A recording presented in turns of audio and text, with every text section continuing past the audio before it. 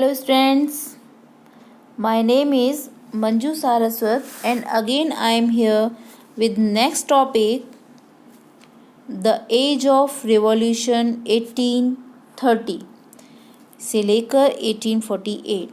As we were discussing the rise of nationalism in Europe, अब जो 1830 से लेकर 1848 के बीच में जो भी रिवॉल्यूशंस हुए थे, जो भी मूवमेंट्स हुए थे, जो इवेंट्स हुए थे, जो घटनाएं हुई थी, हम उस सब के बारे में इस वीडियो में डिस्कस करेंगे। और रोल ऑफ कल्चर क्या था एंड रोल ऑफ लैंग्वेज क्या था in developing the nationalist sentiments, इसका क्या रोल रहा इसमें, वो हम इस वीडियो में डिस्कस करेंगे। So let's start. Students, as conservative regime try to consolidate their power, जैसा भी हमने पिछली वीडियो में पढ़ा है कि 1815 में नेपोलियन को डिफीट करके वहाँ पर जो कंजर्वेटिव्स थे उन्होंने फ्रांस के चारों तरफ जो बाउंड्री थी वहाँ पर स्टेट्स सेटअप कर दिए थे, है ना, ट्रीटी ऑफ वियना में के थ्रू। तो यहाँ पर अब क्या हो गया था, कंजर्वेटिव्स जो रेजिम था वो क्या होता जा रहा था, वो जैसे मजबूत करने की, अपनी पावर को और ज़्यादा कंसोलिडेट करने की कोशिश कर रहा था।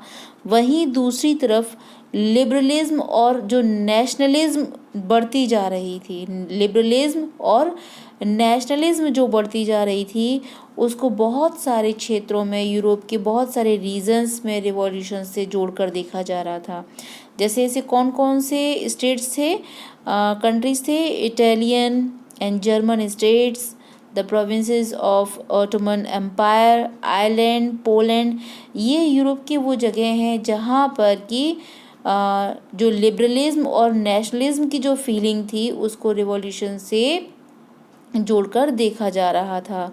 These revolutions were led by the liberal nationalists belonging to the educated middle class elite, यानी कि ये जो रिवॉल्यूशंस थे ये किसके द्वारा किए जा रहे थे, ये रिवॉल्यूशंस किए जा रहे थे लिबरल नेशनलिस्ट के द्वारा, यानी कि वो लोग जो कैसे थे, एजुकेटेड मिडिल क्लास के लोग जो थे, जो चेंजेस चाहते थे सोसाइटी में, है ना, वो जो लिबरलिज्म चाहते थे, है ना, ये रिवॉल्यूशंस उनके द्वारा किए जा रहे थे।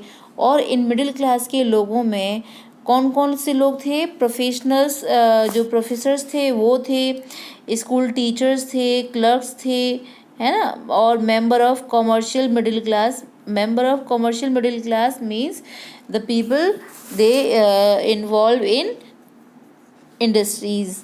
Okay, the first upheaval that took place in France in जुलाई 1830, यानी कि फ्रांस में जुलाई 1830 में क्या हुआ, यहाँ पर एक मूवमेंट हुआ, यहाँ पर विद्रोह हुआ, यहाँ जो अपराइजिंग हुई तो 1830 जुलाई 1830 में हुई थी, है ना। तब Bourbon kings who had been restored to power during the conservatives reaction after 1815। As we know कि नेपोलियन डिफीटेड हो चुका था 1815 में, और यहाँ पर क्या दोबारा से बर्बन डायनेस्टी यानी मोनार्की सेटअप कर दी गई थी कंजर्वेटिव्स जो उनके through, and were now overthrown bye the liberal revolutionaries. अब इस मोनार्की को दोबारा से उखाड़ फेंका गया, किसके द्वारा, लिबरल रेवोल्यूशनरीज के द्वारा इस मोनार्की को दोबारा से क्या कर दिया गया, उखाड़ फेंका गया। और यहाँ पर कॉन्स्टिट्यूशनल मोनार्की को क्या कर दिया गया, इंस्टॉल कर दिया गया, और उसके हेड किसको बना दिया गया, लुइस फिलिप को। किसको बना दिया गया, लुइस फिलिप को इसका हेड बना दिया गया। अब हमें ये पता है कि जो मैटरनिक हैं, है ना, वो कौन थे, वो थे चांसलर, है ना। तो ये अब मोनार्की के फेवर में भी थे वो, है ना। तो यहाँ पर वो मोनार्की चाहते थे, तो उनका क्या रिमार्क है, यहाँ पर वो क्या कहते हैं कि फ्रांस नीजेस। तो मैटरनिक इसके बारे में कहते हैं, Europe catches cold, the rest of Europe catches cold. यहाँ पर मैटरनिक क्या कहते हैं कि जब फ्रांस को छींकता है, जब फ्रांस क्या करता है, छींकता है, तो बाकी के यूरोप में क्या हो जाता है, बाकी के यूरोप को ज़ुकाम हो जाता है। तो इस वर्ड का क्या मीनिंग है? तो बेटा ये जो क्वेश्चन है ये किसी भी तरीके से आ सकता है, ये स्टेटमेंट आ सकता है, तो ये भी पूछा जा सकता है कि ये स्टेटमेंट किसके द्वारा कहा गया, या इसका जस्ट मीनिंग तो खैर रेयर ही आता है, इसको एक्सप्लेन करने के लिए, जस्टिफाई करने के लिए रेयर ही आता है, जस्ट ये पूछ लिया जाता है कि ये जो स्टेटमेंट है वो किसके द्वारा कहा गया है। तो ये स्टेटमेंट किसके द्वारा कहा गया है, मेटरनिक के द्वारा कहा गया है। और ये इन्होंने क्यों कहा है, जैसे कि आपको पता है कि पहले भी जो नेशनलिज्म की फीलिंग जो इमर्ज हुई है, यानी सबसे पहले जो नेशनलिज्म आई वो फ्रांस में आई, फिर उसके बाद यूरोप के दूसरे कंट्रीज़ में आई, फिर अभी जुलाई में जो रिवॉल्यूशन हुआ 1830 में, फिर उस अपराइजिंग का रिजल्ट क्या था, ब्रुसेल्स में जो अपराइजिंग हुई 1830 में, तो उसका रिजल्ट क्या था कि यूनाइटेड किंगडम ऑफ नीदरलैंड से जो बेल्जियम था वो क्या हो गया, अलग हो गया। यूनाइटेड किंगडम ऑफ नीदरलैंड से क्या हो गया, बेल्जियम अलग हो गया था। इसीलिए इनका जो इम्पैक्ट यूरोप के अदर कंट्रीज़ पर पड़ रहा था, इसलिए क्या कहा मेटरनिक ने कि जब भी फ्रांस जब भी छींकता है तो रेस्ट ऑफ यूरोप को क्या हो जाता है, कोल्ड हो जाता है। तो ये जो इवेंट है, अब इसी घटनाक्रम में आगे क्या हुआ कि एक इवेंट और ऐसा हुआ है ना, जिससे क्या हुआ कि नेशनलिस्ट फीलिंग जो थी among the educated elite across the Europe was the Greek war independence, यानी कि ग्रीक वॉर ऑफ इंडिपेंडेंस जो हुआ, यानी यहाँ पर हम बात कर रहे हैं, आप इसको एक शॉर्ट नोट आ सकता है इसके ऊपर, तो आप इसको अच्छे से देख लीजिए कि ग्रीक वॉर ऑफ इंडिपेंडेंस के बारे में क्या यहाँ पर गिवन है कि जो एजुकेटेड लोग हैं, है ना, तो उनके इस जो घटना हुई इससे लोगों के अंदर और ज़्यादा जो नेशनलिज्म की फीलिंग थी, है ना, वो और जो सेंटिमेंट्स थे वो और ज़्यादा बढ़ गए थे। Greece had been part of the Ottoman empire since the 15th century. तो 15th सेंचुरी तक जो ग्रीस जो है वो किसका पार्ट रहा है, ऑटोमन एम्पायर का रहा है ना। तो अब ग्रीस और ग्रीक में क्या डिफरेंस है, यहाँ बच्चे कंफ्यूज हो सकते हैं। तो जो ग्रीक वर्ड है, जैसे हम बोलते हैं ना Indian, so we can use this Indian word for language और सिविल सिटीजन्स बोथ, ऐसे ही यहाँ पर ग्रीक का यूज़ किया गया है। And Greece is related to the country and Greece, ठीक है। तो Greece had been part of the Ottoman empire since the 15th century, यहाँ पर भी 15th सेंचुरी तक ऑटोमन एम्पायर का वो पार्ट रहा है। And the growth of the revolutionary nationalism in Europe sparked the struggle for independence amongst the Greek which began in 1821। 1821 में यहाँ पर क्या हुआ कि इन लोगों ने क्या स्टार्ट कर दिया, इंडिपेंडेंस के लिए स्ट्रगल स्टार्ट कर दिया था, because they were inspired with the growth of the nationalism revolutionary, या नेशनलिज्म जो बढ़ती जा रही थी यूरोप में, उसकी कारण इन्होंने क्या कर दिया था, इन्होंने भी 1821 में जो इंडिपेंडेंस के लिए क्या स्ट्रगल स्टार्ट कर दिया था, बिकॉज ये भी चाहते थे, जब पूरे यूरोप में इस तरीके की नेशनलिस्ट की फीलिंग एमर्ज हो रही थी तो ये भी चाहते थे इंडिपेंडेंट होना। तो नेशनलिस्ट इन ग्रीस, है ना, गॉड सपोर्ट। अब जो नेशनलिस्ट थे यानी कि जो अपराइजिंग कर रहे थे, जो ये इस तरीके की लिबरलिज्म की फीलिंग को सपोर्ट कर रहे थे, तो वो ग्रीस में उनको कहाँ से सपोर्ट और मिल रही थी, other Greeks living in exile, यानी कि उनको किसी न किसी कारण से जो निकाल दिया गया था या जो इससे बाहर थे। Also from many west European who had sympathies, यानी कि ये जो ग्रीक कल्चर है, पुराना जो ग्रीक कल्चर है उसके लिए क्या रखते थे, सिंपैथी रखते थे, और जो नेशनलिस्ट थे उनको ये सपोर्ट कर रहे थे। तो जो पोइट्स हैं, जो आर्टिस्ट हैं, है ना, ग्रीस के जो पोइट हैं और जो आर्टिस्ट हैं, वो क्या कहते हैं, Greece as a cradle of European civilization, है ना। तो यहाँ पर आप इसको भी ध्यान में रखेंगे कि किसने कहा है, पोइट ने और आर्टिस्ट ने क्या कहा है ग्रीस को, as a cradle of European civilization. European civilization यानी कि जो यूरोपीय सभ्यता है उसका पालना, क्रेडल यानी पालना कहा है किसको, ग्रीस को, and mobilized public opinion to support its struggle against Muslim empire. और इन्होंने क्या किया था, पोइट और आर्टिस्ट ने लोगों के ओपिनियन को भी कलेक्ट किया, किसके सपोर्ट के लिए, इस मुस्लिम एम्पायर के स्ट्रगल में, जो मुस्लिम एम्पायर के अगेंस्ट स्ट्रगल के लिए उन्होंने क्या किया, लोगों के ओपिनियन को भी मोबिलाइज किया और संगठित किया, इकट्ठा किया। The English poet Lord Byron जो हैं, इन्होंने क्या किया है, इनके बारे में पूछा जा सकता है कि ये लॉर्ड बायरन कौन थे, तो ये एक इंग्लिश पोइट थे। और अगर इनके बारे में पूछा जाए कि इनका कंट्रीब्यूशन क्या है, तो हम ये कह सकते हैं कि इन्होंने फंड जो था वो ऑर्गेनाइज़ किया था, और बाद में ये युद्ध लड़ने भी गए थे, वॉर के लिए भी गए थे, and where he died of fever, और इनकी फीवर से फिर 1824 को इनकी डेथ हो गई थी।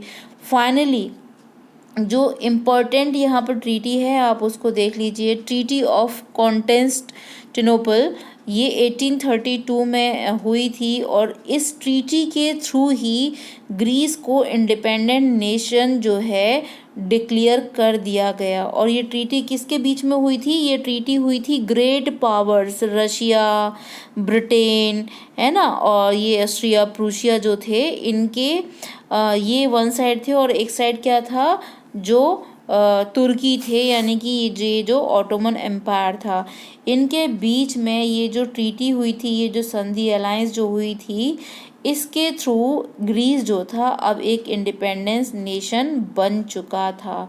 तो ये ग्रीक जो वॉर है ना, the Greek war of independence, इस पर भी एक शॉर्ट नोट आ सकता है।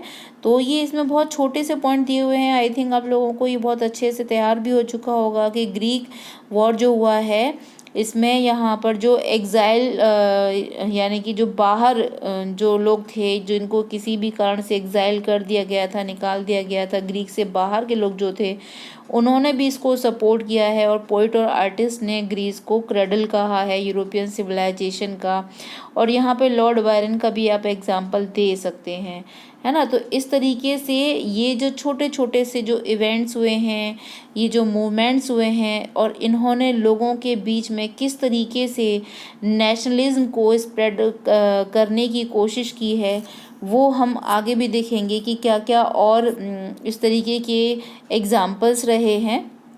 तो अब हम आगे देखेंगे role of culture in creating the idea of the nation, यानी कि जो नेशन के जो आइडिया था क्रिएट करने का, उसमें कल्चर का क्या रोल रहा है। The romantic imagination and national feeling, यहाँ रोमांटिक वर्ड का क्या है, मीनिंग क्या है। यहाँ पर romantic imagination, it means the loyalty, the love for the nation. यहाँ पर हम रोमांटिसिज्म का मतलब किसे लगाते हैं, the love for the nation.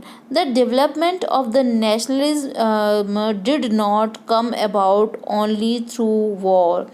जो डेवलपमेंट नेशनलिज्म का जो डेवलपमेंट हुआ है ना, डिड नॉट कम अबाउट, ये केवल थ्रू किसके, वॉर के थ्रू नहीं है। नेशनलिज्म का जो आप विकास कर सकते हो, नेशनलिज्म का जो डेवलपमेंट कर सकते हो, वो केवल टेरिटोरियल यानी कि केवल वॉर के थ्रू या टेरिटरीज़ को बढ़ाकर नहीं किया जा सकता है, या केवल उसको बढ़ाकर नहीं किया गया था। कल्चर प्लेड, इसमें कल्चर ने भी एक इम्पॉर्टेंट रोल प्ले किया था इन creating the idea of the nation. किसी नेशन का जो क्रिएट करने का जो आइडिया है, उसमें कल्चर का भी बहुत ज़्यादा इम्पोर्टेंट रोल रहा है।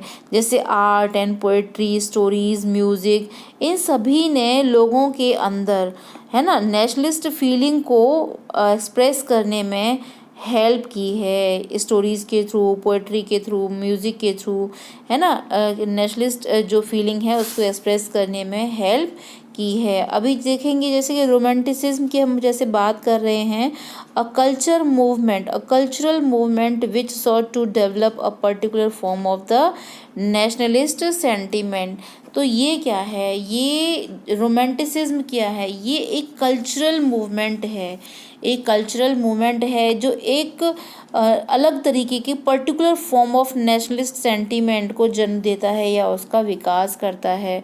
यानी कि यहाँ पर जो हम बात कर रहे हैं कि ये क्या है, ये एक तरीके का कल्चरल मूवमेंट है जो लोगों में एक ख़ास तरह की राष्ट्रीय भावना का विकास करना चाहता था। ये रोमांटिसिज्म क्या है, ये लोगों में ख़ास तरह की भावना को विकसित करना है, लोगों में एक ख़ास तरह की फीलिंग, जो स्पेशल पर्टिकुलर फीलिंग को डेवलप करना है। ठीक है, तो और इसमें और क्या कहा गया है कि romantic artist and poets generally criticized the glorification of the reason. तो यहाँ पर रोमांटिक आर्टिस्ट जो हैं या पोइट्स जो हैं वो किस चीज़ को क्रिटिसाइज़ किया, उन्होंने तर्क वितर्क यानी कि रीजंस का जो तारीफ़ थी और जो साइंस की तारीफ़ों की जगह उन्होंने क्या किया है, and focused instead on emotions. उन्होंने किन चीज़ों पर जोर दिया है, इनको क्रिटिसाइज़ किया है, साइंस को, और जो आर्ग्यूमेंट्स हैं उनको उन्होंने क्या किया है, क्रिटिसाइज़ किया है। और फोकस किस पर किया है, इंस्टीड ऑन द इमोशंस पर फोकस किया है, इंट्यूशंस पर फोकस किया है, मस्टिकल पर, फीलिंग्स पर फोकस किया है। इट मीन्स इस तरीके की भावनाओं पर अंतर्दृष्टि जैसे बोलते हैं।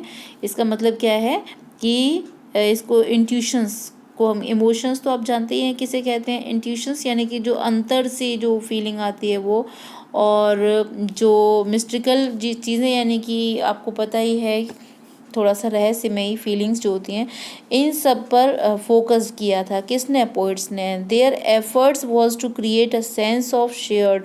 उनके जो प्रयास थे, उनके जो एफर्ट्स थे, उनके एफर्ट्स किसके लिए थे, to create a sense of shared collective heritage. यानी कि यहाँ पर वो क्या चीज़ का प्रयास कर रहे थे, किस चीज़ के लिए हेल्प कर रहे थे, वो यहाँ पर एक शेयर्ड कलेक्टिव हेरिटेज। यहाँ पर हेरिटेज जो हम बोलेंगे, यहाँ हम बोल सकते हैं कि जो हम लोगों का विरासत है, जो हमारा पास्ट है, वो सब कैसा हो लोगों का, वो यहाँ पर जो आपका cultural collective common cultural past और हेरिटेज जो है वो कैसा हो, लोगों का एक तरीके से शेयर्ड हो, सामूहिक हो, साझा हो, है ना, जिससे कि क्या बनाया जा सके, यानी कि जिसको कि नेशन का बेस बनाया जा सके।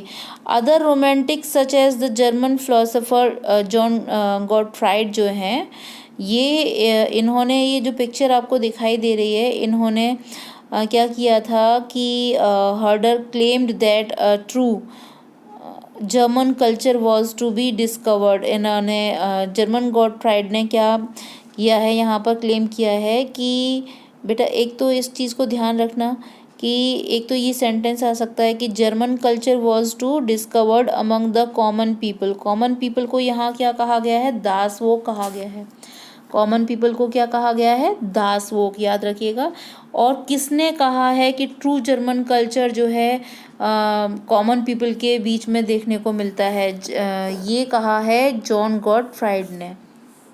ठीक है, तो जॉन गॉटफ्राइड ने क्या क्लेम किया है कि true German culture was to be discovered among the common people. और कॉमन पीपल को क्या कहा गया है, दासवोक। It was through folk songs, folk poetry, folk dances that true spirit of the nation was popularized। यानी कि ये किसके थ्रू, फोक सॉन्ग, फोक पोएट्री, फोक डांसेस के थ्रू जो ट्रू स्पिरिट है नेशन की, उसको पॉपुलराइज किया गया। अब जैसे कि आपसे ये कहा जाए कि इंडिया देखने को कहाँ मिलता है ना, इंडियन कल्चर देखने को कहाँ मिलता है, तो इंडियन कल्चर हम भी बोल सकते हैं कि इंडियन कल्चर जो है, प्रॉपर इंडियन कल्चर देखने को हमें कहाँ मिलता है, हमें कंट्री साइड में देखने को मिलता है, शहरों की बजाय हमें गांव में देखने को मिलता है ना। तो ये हम बोल सकते हैं। तो जस्ट उन्होंने भी यहाँ पर क्या बोला हुआ है जॉन गॉटफ्राइड ने, कि जो ट्रू जर्मन कल्चर है वो कॉमन पीपल में देखने को मिलता है। यहाँ कॉमन पीपल को दासवो कहा गया है। और किसके थ्रू, फोक सॉन्ग्स, फोक पोएट्री, फोक डांसेस, ऐसे ही हम लोग भी बोलते हैं कि भाई ट्रू इंडियन कल्चर कहाँ देखने को मिलता है, जो हम लोगों के फोक डांसेस होते हैं, फोक पोएट्री होती है, फोक सॉन्ग्स होते हैं, इन सब में ट्रू स्पिरिट जो है होती है नेशन की, उसके थ्रू उसको पॉपुलराइज किया गया। So collecting the recording these forms, यहाँ पर इंडिया का जो मैं एग्जांपल ले रही हूँ वो केवल मैं आपको समझाने के लिए ले रही हूँ, उसका उससे कोई लिंक है नहीं। So collecting the recording these forms of folk culture was essential to project the national building, nation building. तो यहाँ पर ये क्या कहते हैं कि इस तरीके से ये जो फॉर्म्स ऑफ फोक कल्चर्स हैं इनको कलेक्ट करना या इनको रिकॉर्डिंग जो है बहुत ज़्यादा ज़रूरी है इस नेशन बिल्डिंग प्रोजेक्ट के लिए। ये इस तरीके के फोक डांस, फोक पोएट्री, फोक सॉन्ग्स का जो कलेक्शन है या रिकॉर्डिंग जो है वो बहुत ज़्यादा ज़रूरी है। इट मीन्स यहाँ पर हम देखेंगे कि जो आर्टिस्ट हैं वो किसकी हेल्प ले रहे हैं लोगों के अंदर नेशनलिज्म की फीलिंग को एमर्ज करने के लिए, म्यूज़िक, डांस, कल्चर की हेल्प ले रहे हैं, है ना, जिससे कि लोगों के अंदर नेशनलिज्म की फीलिंग को स्प्रेड किया जा सके, एमर्ज किया जा सके। तो हम भी अपने पास्ट को ध्यान में रख के हम भी ये कह सकते हैं कि हाँ, ये जो म्यूज़िक, फोक सॉन्ग्स वगैरह हैं, है ना, फोक जो कल्चर है वो नेशनलिज्म की फीलिंग एमर्ज करने में लोगों में बहुत अपना ज़्यादा कंट्रीब्यूशन दिखाता है। तो यहाँ पर भी एक पेंटर हैं डेलाक्रॉक्स हैं, फ्रेंच पेंटर हैं। यहाँ पर आप उनको देख सकते हैं कि ये जो फ्रेंच, इनको आप अपने पास नोट डाउन भी कर सकते हैं, ये एग्ज़ाम में आ भी सकता है कि ये डेलाक्रॉक्स जो हैं वो कौन है। ये एक फ्रेंच पेंटर हैं, है ना। तो इन्होंने अपने क्या दिखाया, फ्रेंच रोमांटिक पेंटर में से एक हैं ये, और इन्होंने अपनी पेंटिंग के थ्रू डिपिक्ट किया है, एक ऐसा इंसिडेंट डिपिक्ट किया है जहाँ पर कि तुर्की लोगों के द्वारा बहुत सारे लोगों को क्या कर दिया गया था, मार दिया गया था, ठीक है। तो ये एक इंसिडेंट इन्होंने शो किया है जिससे कि लोगों के बीच में उनके लिए सिंपैथी को जनरेट किया जा सके, क्रिएट किया जा सके, ठीक है। अब तो ये हमारा रहा कि कल्चर का क्या रोल हो सकता है नेशन बिल्डिंग में, या एक कल्चर रोल प्ले किस तरीके से कर सकता है नेशन बिल्डिंग में। तो उस पर एक लॉन्ग क्वेश्चन भी आ सकता है और I think you can write. So अब हम देखेंगे कि लैंग्वेज का क्या रोल हो सकता है ना, लोगों के अंदर नेशनलिस्ट सेंटिमेंट्स को डेवलप करने में इसका लैंग्वेज का क्या रोल हो सकता है। तो यहाँ पर हम देखते हैं कि the emphasize on vernacular language and collection of local folklores was not just to recover an ancient national spirit। Vernacular language जो कहा गया है वो उसका मीनिंग क्या होता है, पहले तो यहाँ पर ये देख लीजिए कि जो वर्नाकुलर लैंग्वेज है वो है क्षेत्रीय यानी कि रीजनल लैंग्वेज। क्या है ये, है रीजनल लैंग्वेज। जैसे कि अपने लोगों की अलग अलग एरियाज़ की जो रीजनल लैंग्वेज होती है, जैसे आगरा मथुरा में लोग किस तरीके की जो रीजनल लैंग्वेज होती है, ब्रिज भाषा जो होती है। तो जो रीजनल लैंग्वेज होती है ना, या and the collection of the local folklores, इसका जो रिकवर, ये केवल इसको रिकवरिंग के लिए नहीं था, इन पर जोर देना या वर्नाकुलर लैंग्वेज पर जोर देना या फोकलोर्स पर जोर देना का मतलब ये नहीं था कि लोगों के अंदर पुरानी नेशनलिस्ट स्पिरिट को रिकवर किया जाए, but also to carry the modern nationalist message, बल्कि लोगों के अंदर या ऑडियंस के अंदर एक ख़ास तरह से वो ऑडियंस जो कि कैसी है, इलिटरेट है, उनके अंदर नेशनलिस्ट मैसेज को भी लाना था। क्योंकि जो लोग ज़्यादातर पढ़े लिखे नहीं हैं, जो बुक्स नहीं पढ़ सकते हैं, जो लिख पढ़ नहीं सकते हैं, ऐसे लोगों को पोएम के थ्रू, सॉन्ग्स के थ्रू, है ना, क्या मोटिवेट किया जा सकता था। तो इसमें जो वर्नाकुलर लैंग्वेज का जो इस्तेमाल किया गया, जो उनकी रीजनल लैंग्वेज थी, उसको वो अच्छे से सुन समझ सकते थे, ठीक है। This was specially so in the case of Poland. अब ये जो है स्पेशली किस पोलैंड के केस में भी देखा जा सकता है, which had been partitioned at the end of the 18th century, जहाँ विभाजित कर दिया गया, किसके द्वारा, ग्रेट पावर्स के द्वारा विभाजित कर दिया गया, पार्टीशन कर दिया गया, रशिया, प्रूशियन, ऑस्ट्रिया के द्वारा। Even through Poland no longer, हालांकि जो है पोलैंड बहुत ज़्यादा टाइम तक कैसा नहीं रहा, इंडिपेंडेंट टेरिटरी तो नहीं रहा एंड नेशनल फीलिंग्स, पर लेकिन बावजूद इसके नेशनल फीलिंग्स वो बहुत ज़्यादा क्या लंबे समय तक क्या नहीं रहा, इंडिपेंडेंट टेरिटरी तो नहीं रहा, लेकिन फिर भी वहाँ पर म्यूज़िक और लैंग्वेज के थ्रू लोगों के अंदर नेशनल फीलिंग्स को जिंदा रखा गया, लोगों के अंदर नेशनलिज्म को जिंदा रखा गया, लोगों के अंदर नेशनलिज्म को अलाइव रखा गया, किसके थ्रू, म्यूज़िक और लैंग्वेज के थ्रू। अब यहाँ पर एक एग्जांपल है, वो भी आप देख लीजिए, कैरोल क्रस्की जो है, यहाँ पर एक एग्जांपल लिया गया है कि इन्होंने क्या किया है, इन्होंने नेशनल स्ट्रगल जो है लोगों को किसके थ्रू जो है सुनाए हैं, his operas and music, his operas and musics को के थ्रू इन्होंने नेशनल जो स्ट्रगल है ना, वो जैसे आज भी आप देखेंगे पुराने जो कंट्री साइड एरिया में जो फ्रीडम फाइटर्स के ऊपर बहुत सारे ऐसे पुराने गाने हैं जिनको लोग सुनते हैं तो मोटिवेटेड होते हैं। इसी तरीके से यहाँ पर भी क्या किया गया है कि वो जो ओपेरा है और जो म्यूज़िक है ना, उनमें उनके थ्रू जो ये जो स्ट्रगल है ना, उसका गुणगान किया गया है। एंड फिर बाद में ये क्या है, मज़ुरका और पोलेनेस है ना, मज़ुरका और पोलेनेस ये एक फोक डांसेस की फॉर्म है। आप इनको भी एग्ज़ाम में ये एक नंबर में पूछे जा सकते हैं कि मज़ुरका और पोलेनेस क्या है। तो मज़ुरका और पोलेनेस जो है एक फॉर्म ऑफ फोक डांसेस हैं और ये बाद में क्या बन गए थे, ये नेशनलिस्ट सिंबल बन गए थे। ये क्या बन गए थे, नेशनलिस्ट सिंबल बन गए थे। तो अब यहाँ पर हम ये देखते हैं कि लैंग्वेज ने किस तरीके से इम्पोर्टेंट रोल प्ले किया लोगों के अंदर नेशनलिस्ट सेंटिमेंट्स को एमर्ज करने में या डेवलप करने में। अभी हमने पोलिस का भी एग्जांपल देखा, कैरोल क्रस्की का भी देखा कि किस तरीके से उन्होंने म्यूज़िक और फोक डांस और ये ओपेरा के थ्रू लोगों को अंदर जो नेशनलिस्ट की फीलिंग को एमर्ज किया, लोगों के अंदर उसको अलाइव रखा। तो यहाँ हम देखेंगे कि after Russian occupation the Polish language was forced. ये जिस तरीके से पोलैंड पर किसने कर लिया था, हमने देखा था ना कि जब ट्रीटी ऑफ वियना वो हुआ था तो उसके ट्रीटी ऑफ वियना के थ्रू रशिया को पोलैंड का पार्ट दे दिया गया था, है ना। तो फ्रांस की बाउंड्रीज पर स्टेट्स सेटअप कर दिए गए थे तभी। तो यहाँ जब रशिया ने ऑक्यूपेशन कर लिया अपना, रशिया ने जब वहाँ पर अपना आधिपत्य कर लिया, है ना, कंट्रोल कर लिया, तो पोलिश लैंग्वेज जो थी, यानी पोलिश क्या है, वहाँ की लैंग्वेज है, कहाँ की, पोलैंड की बोली जाने वाली लैंग्वेज है।